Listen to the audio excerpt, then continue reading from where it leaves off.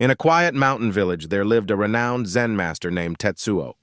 His wisdom was known far and wide, and many traveled great distances to seek his teachings. One day, a respected professor arrived at Tetsuo's doorstep, eager to learn about Zen.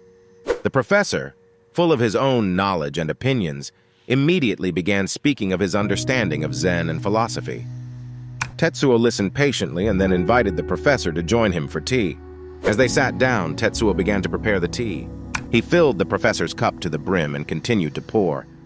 The tea overflowed, spilling onto the table, and still Tetsuo kept pouring. The professor watched in astonishment until he could no longer contain himself. "Stop! The cup is full! No more will go in!" he exclaimed. Tetsuo paused and looked at the professor with a gentle smile. "Like this cup," he said, "you are full of your own opinions and speculations. How can I show you Zen unless you first empty your cup?" The professor, realizing the depth of Tetsuo's words, sat in silence. He understood that to truly learn, he must first empty his mind of preconceived notions and be open to new insights.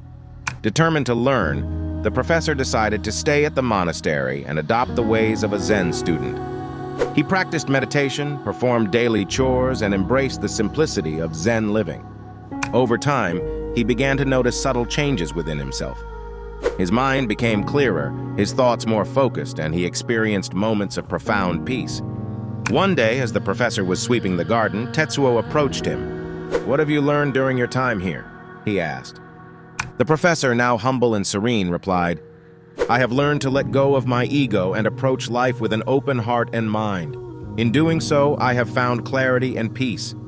Tetsuo nodded approvingly. True wisdom comes not from accumulating knowledge, but from emptying the mind and being present in the moment.